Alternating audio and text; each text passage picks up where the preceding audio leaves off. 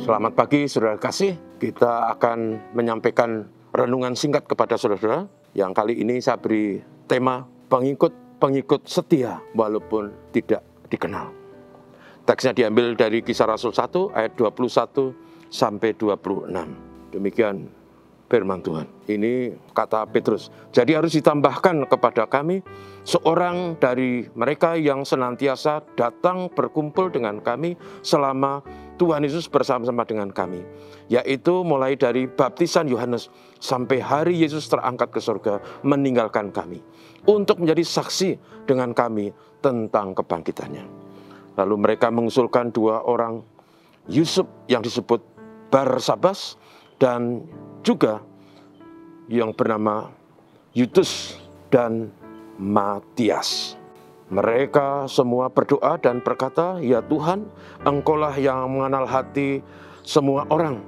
Tunjukkanlah kiranya siapa yang Engkau pilih dari kedua orang ini untuk menerima jabatan pelayanan, yaitu kerasulan yang ditinggalkan Yudas yang telah jatuh ke tempat yang wajar baginya." Lalu mereka membuang undi bagi kedua orang itu, dan yang kena undi ialah Matias. Dan dengan demikian ia ditambahkan kepada bilangan ke-11 rasul itu.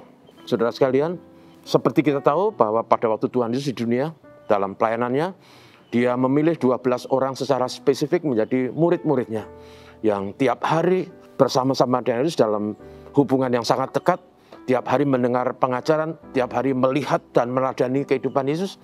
Dan dari 12 murid itu sudah ternyata salah satu berkhianat, bahkan menjual Tuhan Yesus dengan 30 keping perak. Dalam Kisah pasal 1 dikatakan rupanya Yudas itu menyesal setelah menjual dan mengkhianati Tuhan Yesus. Akhirnya dia lempar uang itu, tetapi kemudian dia menggantungkan diri menurut kitab Injil Matius. Dia menggantungkan diri dan rupanya setelah dia mati, akhirnya tidak lama, mungkin beberapa jam kemudian talinya putus dan dia jatuh mungkin ke bebatuan yang runcing-runcing, karena di Palestina banyak yang begitu, dan akhirnya perutnya terbelah dan isi perutnya keluar.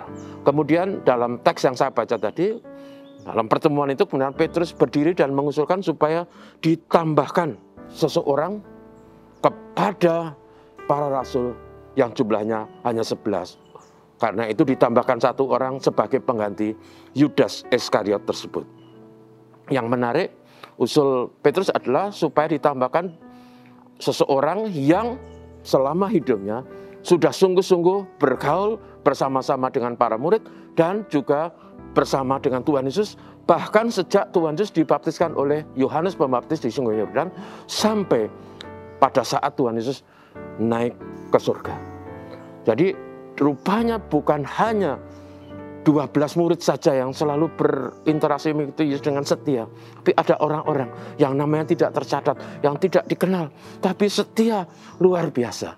Dan dari orang-orang itu ada dua disebut di sini, yaitu Matias yang kemudian terpilih menjadi rasul, dan Yusuf. Kemudian mereka doakan, dan setelah didoakan mereka buang undi. Itu cara mereka waktu itu untuk memastikan mana yang dipilih Tuhan, karena Tuhan yang mengenal hati manusia. Kemudian dalam bacaan tadi kita tahu kemudian yang kena undi adalah Matias. Matias kemudian ditambahkan menggenapi jumlah para rasul yang waktu itu kurang 1, sehingga jumlahnya genap lagi menjadi 12. Nah, saudara sekalian, yang kita ingin renungkan adalah bahwa mengikut Yesus itu harus diwarnai dengan kesetiaan. Sama seperti Matias dan Yusuf yang mengikut Tuhan Yesus dengan setia sejak Yesus dibaptis oleh Yohanes Pembaptis sampai Tuhan Yesus naik ke surga.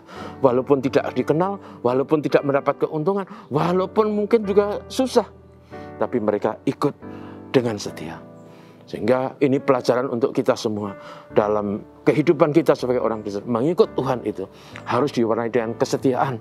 Walaupun mungkin kita tidak mendapat keuntungan secara finansial, walaupun mungkin kita tidak mendapat kehormatan, tapi mengikut Tuhan harus dengan setia. Karena kesetiaan itulah bukti kesungguhan orang yang mengasihi dan mengikut Tuhan Yesus. Kesetiaan itu yang menjadi syarat untuk seseorang mendapat keselamatan. Tuhan Yesus berkata, hanya orang yang setia sampai akhir yang beroleh hidup yang kekal. Injil Matius pasal 24 ayat 13. Karena itu saudaraku, di tengah situasi tantangan zaman yang berat, mari mengikut Tuhan dengan kesetiaan.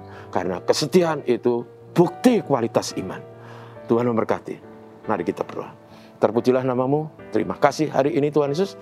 Kami bisa merenungkan sabda Tuhan dan menolong kami semua supaya kami menjadi anak-anak-Mu yang setia di tengah berbagai tantangan kehidupan. Berkati apapun yang kami lakukan, berkati apapun yang kami rencanakan, berkati semua sahabat dan saudara seiman, jemaat GKN. Tuhan memberkati dalam berbagai kesibukan dan berbagai tanggung jawab. Kami selalu rindu mendoakan negeri kami, Tuhan memberkati supaya Indonesia aman, tentram, dan damai. Berkat Tuhan untuk Pak Jokowi dan seluruh jajarannya, supaya negeri ini punya masa depan yang baik untuk anak cucu kami sekalian. Bapak terima kasih. Amin. Selamat pagi saudara.